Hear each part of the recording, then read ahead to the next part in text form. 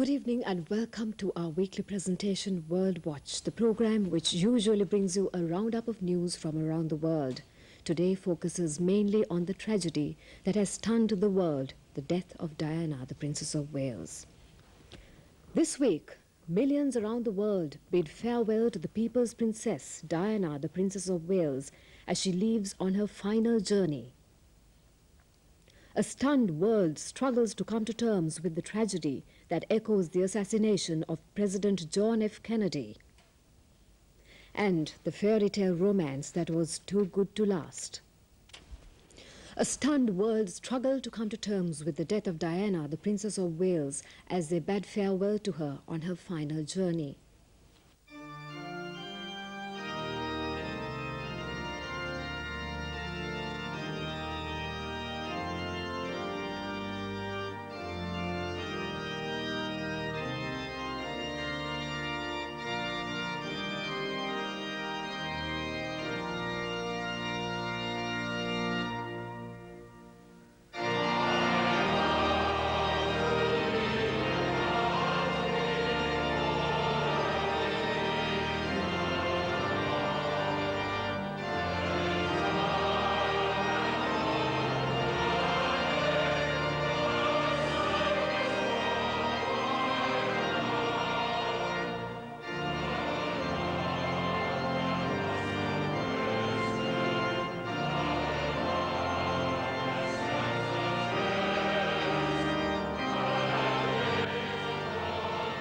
It was the day the people said goodbye to the people's princess, Saturday the 6th of September 1997. They flocked in their millions to London to catch a glimpse of Diana as she took her last journey home.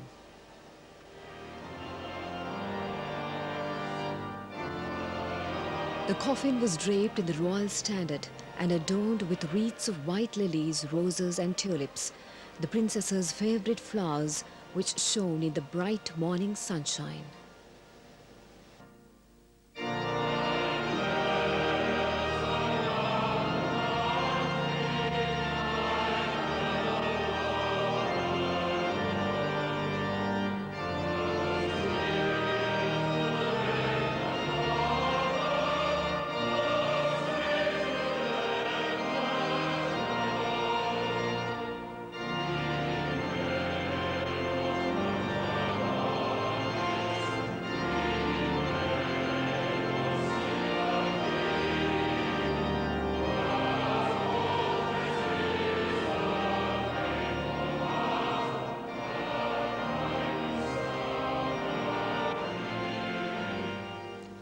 Princes William and Harry, accompanied by their father Prince Charles, their uncle Earl Spencer and grandfather Prince Philip, walked behind the coffin during the last leg of its journey to the Abbey.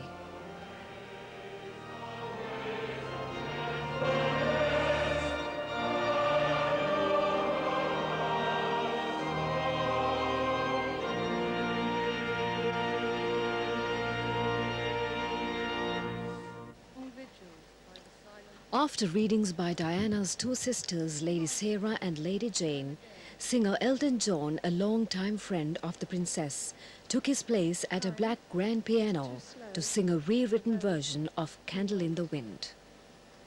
Too swift for those who fear, too long for those who grieve, too short for those who rejoice, but for those who love, time is eternity.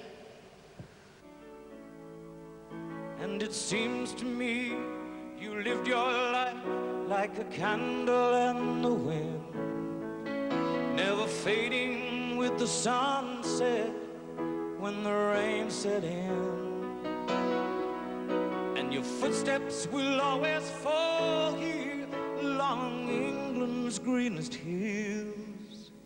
Your candles burned out long before your legend ever will.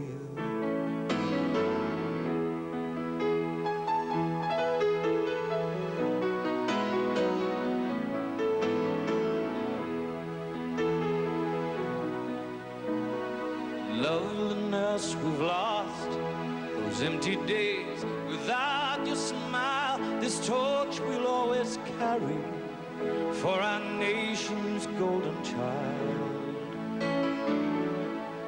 Even though we try, the truth brings us to tears.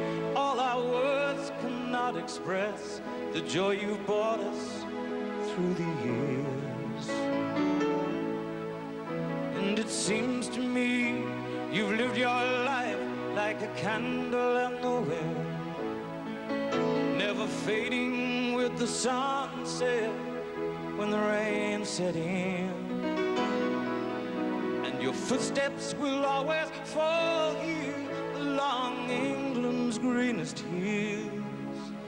Your candles burned out long before your legend ever will.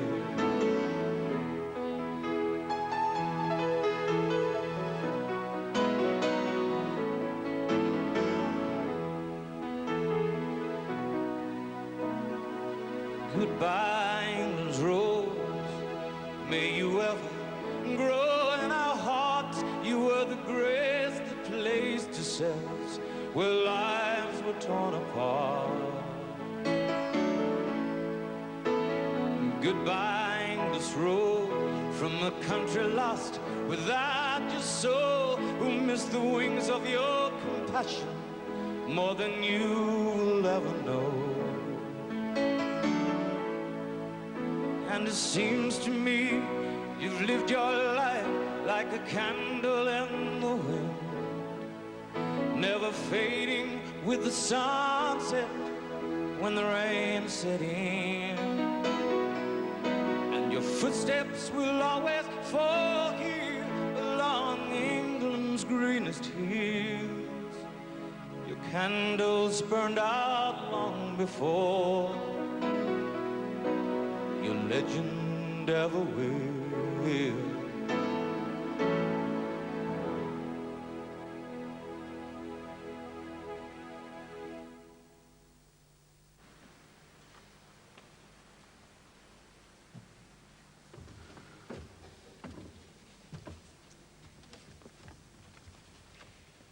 I stand before you today, the representative of a family in grief, in a country in mourning, before a world in shock. We are all united, not only in our desire to pay our respects to Diana, but rather in our need to do so. For such was her extraordinary appeal, that the tens of millions of people taking part in this service all over the world, via television and radio, who never actually met her, feel that they too lost someone close to them in the early hours of Sunday morning. It is a more remarkable tribute to Diana than I can ever hope to offer her today. Diana was the very essence of compassion, of duty, of style, of beauty. All over the world, she was a symbol of selfless humanity, a standard bearer for the rights of the truly downtrodden, a very British girl who transcended nationality, someone with a natural nobility who was classless, and who proved in the last year that she needed no royal title to continue to generate her particular brand of magic. Today is our chance to say thank you for the way you brightened our lives, even though God granted you but half a life. We will all feel cheated, always, that you were taken from us so young, and yet we must learn to be grateful that you came along at all. Only now you are gone do we truly appreciate what we are now without, and we want you to know that life without you is very, very difficult. We have all despaired at our loss over the past week, and only the strength of the message you gave us through your years of giving has afforded us the strength to move forward. There is a temptation to rush to canonize your memory. There is no need to do so. You stand tall enough as a human being of unique qualities, not to need to be seen as a saint. Indeed, to sanctify your memory would be to miss out on the very core of your being. Your wonderfully mischievous sense of humor with a laugh that bent you double. Your joy for life transmitted wherever you took your smile and the sparkle in those unforgettable eyes. Your boundless energy, which you could barely contain. But your greatest gift was your intuition, and it was a gift you used wisely. This is what underpinned all your other wonderful attributes. And if we look to analyze what it was about you that had such a wide appeal, we find it in your instinctive feel for what was really important in all our lives.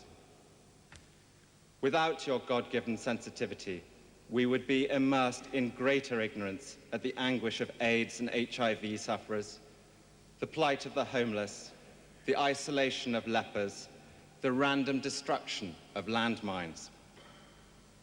Diana explained to me once that it was her innermost feelings of suffering that made it possible for her to connect with her constituency of the rejected.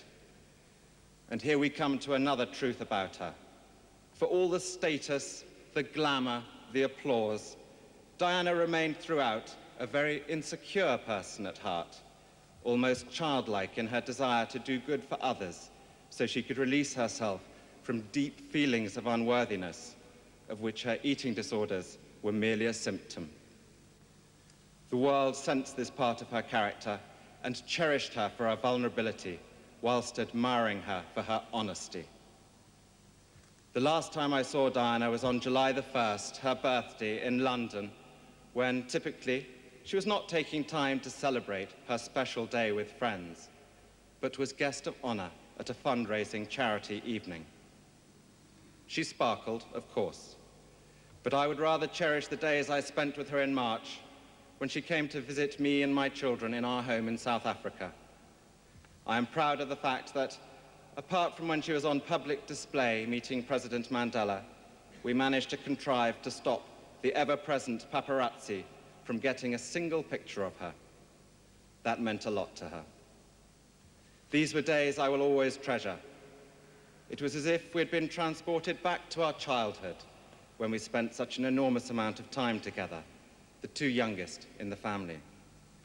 Fundamentally, she hadn't changed at all from the big sister who mothered me as a baby, fought with me at school, and endured those long train journeys between our parents' homes with me at weekends. It is a tribute to her level-headedness and strength that despite the most bizarre life imaginable after her childhood, she remained intact, true to herself. There is no doubt that she was looking for a new direction in her life at this time.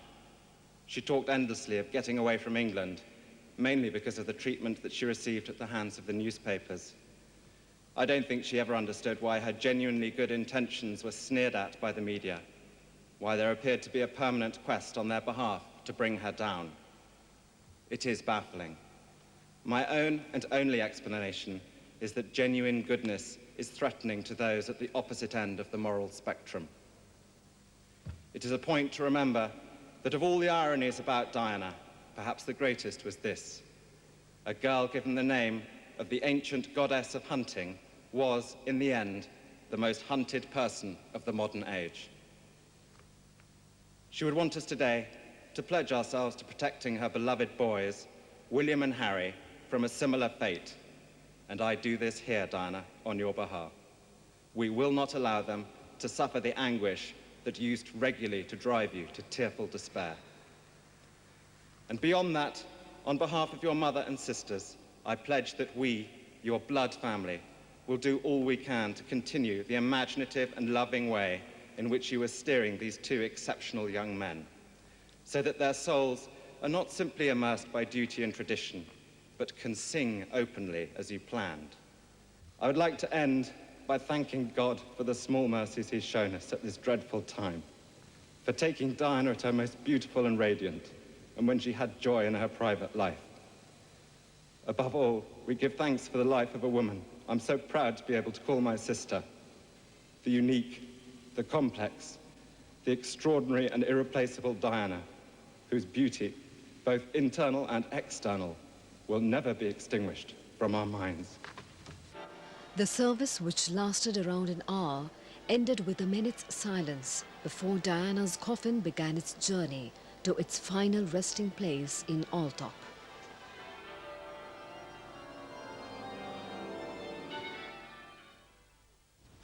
Britain's Princess Diana and her millionaire companion Dodi Al-Fayed were killed in a car crash early last Sunday while being chased through Paris by photographers on motorbikes. Surgeons at the Salpêtrière hospital fought for hours to save the princess, cutting open her shattered chest, closing a wound in her beating heart and massaging the heart in an effort to make it pump. But 3.5 hours after the accident, all hope was lost for Diana, the world's most adored woman who turned 36 on the 1st of July. The black Mercedes-Benz in which Diana and Harrods heir Dodi Al-Fayed, aged 41, were riding after dinner at the Fayed-owned Ritz Hotel smashed into a pillar in a road tunnel under the Place de l'Alma in the posh 8th district. The front of the car folded like an accordion, its bumper driven back almost to the windscreen. Al-Fayed died on the spot. The driver of the car, an employee of the Ritz, who is now known to have consumed over 3 times the legal limit of alcohol, was also killed.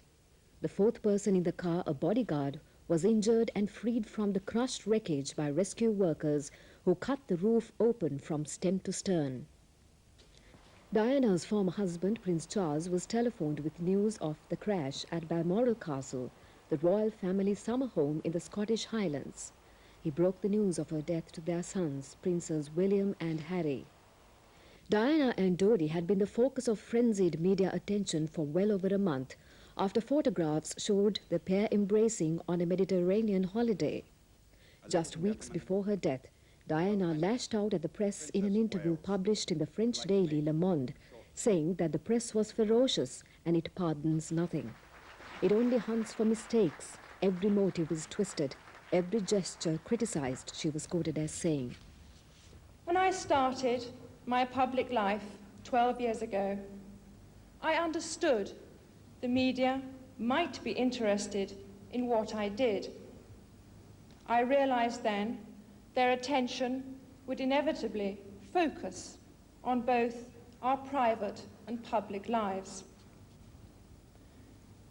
But I was not aware of how overwhelming that attention would become, nor the extent to which it would affect both my public duties and my personal life in a manner that's been hard to bear.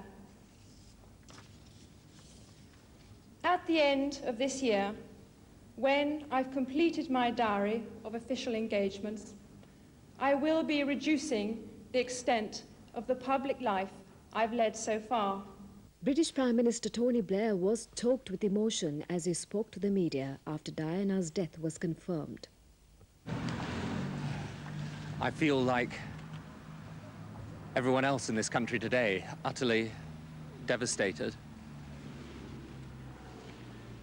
Our thoughts and prayers are with Princess Diana's family, in particular her 2 sons, the 2 boys. Our hearts go out to them. We are today a nation in Britain in a state of shock, in mourning, in grief that is so deeply painful for us. She was a wonderful and a warm human being. Princess Diana's body was brought home to a Britain under overcast skies last Sunday. The low-key ceremony and solemnity contrasted with the warmth and glamour that had marked her short life. 8 Royal Air Force pallbearers slowly lifted her coffin, draped in the Royal Standard flag, out of the plane that had carried it from Paris to the Northolt Military Air Base, northwest of London. Diana's ex-husband, heir to the throne, Prince Charles, and her 2 sisters, Lady Jane and Lady Sarah, who had flown back with the body, stood silently alongside Prime Minister Tony Blair and a handful of other dignitaries. No music was played and no prayers or words of tribute were recited as the coffin was marched to a glass-panelled black hearse for its journey to London. Charles, looking serious but composed, left minutes afterwards for Scotland, where he rejoined his 2 sons, William and Harry, at the royal family's rural Balmoral retreat. Royal commentators fear for the emotional impact of their mother's death on the two boys, who have already lived through the turmoil of a highly public divorce. The editor of Majesty magazine said that not only had they lost the mother they adored, but they had to share their grief in the world's spotlight, something they detest. The wedding of the Prince of Wales, Britain's king-in-waiting, to the English rose aristocrat Lady Diana Spencer in 1981 had all the elements of a storybook romance which was too good to last. The sporty 32-year-old prince captured the heart of a blushing 20-year-old Diana when he proposed to her just 4 months before a dazzling wedding at St. Paul's Cathedral, watched by millions on television the world over. As they exchanged vows on live television, the world sighed and wiped away a tear at the sight of a fairy tale come true.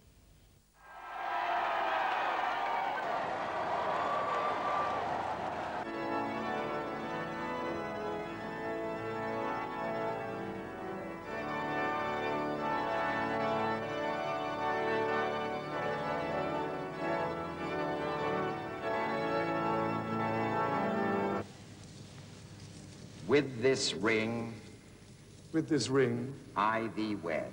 I thee wed. With my body, I thee honor. honor. And all my worldly goods with thee I share. All thy goods with thee I share. I pronounce that they be man and wife together, in the name of the Father, and of the Son, and of the Holy Ghost. Amen.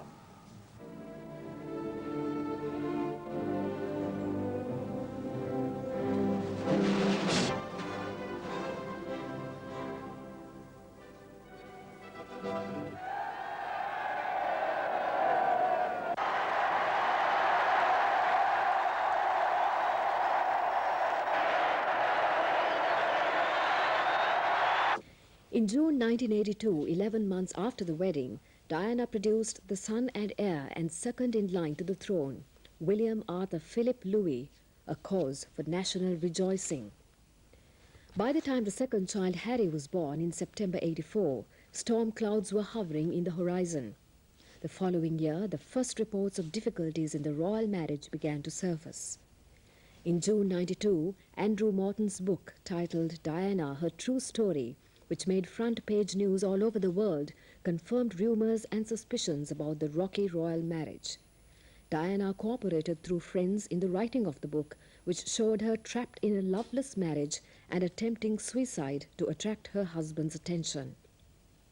It also portrayed her as a girl who had become a princess before she became a woman, and a woman who found herself through adversity. Looking back through the gushing tributes in royal color supplements, the potential problems were easy to spot. Diana, the third of 4 children born to Lord and Lady Althorp, was barely out of girlhood when her parents' marriage was dissolved. As the legal machinery for divorce ground into action, the children became pawns in a bitter and acrimonious battle, which turned mother against daughter and husband against wife. Lady Althorp sued for custody of the children, but Lord Althorp won the battle.